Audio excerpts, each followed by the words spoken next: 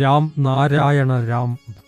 പൂർണ്ണമായും രാജ്യവും അറിയുന്നു ബംഗ്ലാദേശിന്റെ സ്ഥിതിയും അവിടെ മതത്തോട് ബന്ധപ്പെട്ട അവസ്ഥയും.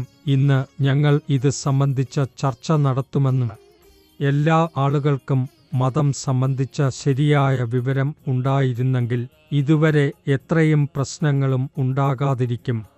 ബംഗാളിലെ എല്ലാവരും അവിടെ അടിസ്ഥാനപരമായ സനാതന ഹിന്ദു ആയിരുന്നു. ഇന്ന് അവർ മുഴുവനായും ഇസ്ലാമികമായ വിശ്വാസമുള്ളവരാണ്. ബംഗ്ലാദേശിൽ ഇന്ന് ഇസ്ലാമികമായി വിശ്വസിക്കുന്നവർ അവർ ഏകദേശം 500 വർഷം മുൻപ് സനാതന മതത്തിൻ്റെ അനുയായികളായിരുന്നു. പക്ഷേ ഭരണകാലത്ത് പുളിമ, ഭയം, മറ്റു കാരണം കൊണ്ട് അവർ ഇസ്ലാമിൽ അംഗീകരിച്ചു. അവരുടെ പ്രാഥമിക മതം അവർ മറന്നുപോയി. മനുഷ്യൻ സൃഷ്ടിച്ച മതങ്ങൾ തന്നെയാണ് ഭൂമിയിൽ പ്രശ്നങ്ങളുടെ കാരണം. ഭൂമിയിൽ ഏകദേശം 400 മതങ്ങൾ ഉണ്ട്. മതം സത്യമെങ്കിൽ ഒരേയൊരു മതം ഉണ്ടായിരിക്കും. എന്നാൽ ഇവിടെ നൂറുകണക്കിന് മതങ്ങൾ ഉണ്ട്. ഈ വിഷയം വളരെ ആളുകൾ ചിന്തിക്കാൻ വേണം, പക്ഷേ അവർ ചിന്തിക്കുന്നില്ല.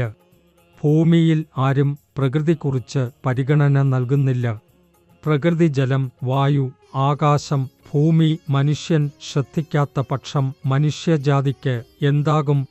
മരണത്തിന് ശേഷം എവിടേക്കാണ് പോകേണ്ടത്, എന്താണ് ചെയ്യേണ്ടത് എന്ന് വ്യക്തമായിരിക്കുമല്ലോ, ശാന്തി ലഭിക്കുമല്ലോ.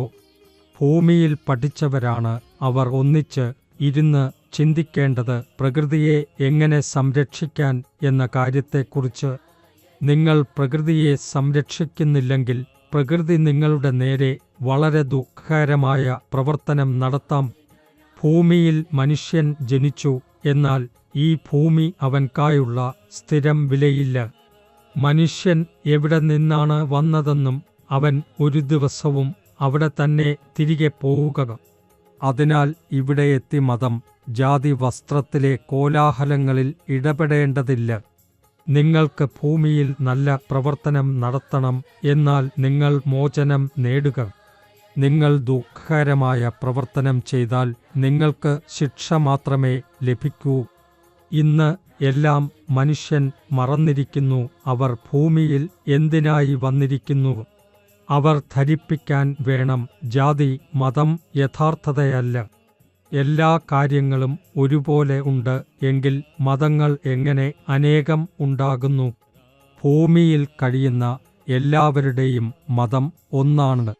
ആകാശം ഒന്നാണ്, ഭൂമിയുമായി ഒന്നാണ്.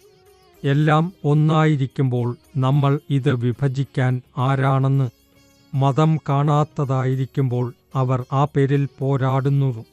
നിങ്ങൾ ഭൂമിയിൽ എത്തുമ്പോൾ നിങ്ങൾ പ്രകൃതിയുടെ നിയമങ്ങളെ അംഗീകരിക്കണം, പ്രകൃതിയുടെ മതം സ്വീകരിക്കണം. 800 കോടിയുടെ കൈപിടിച്ച് ഒരുമിച്ച് പോവണം. നല്ല പ്രവർത്തനം ചെയ്യുക.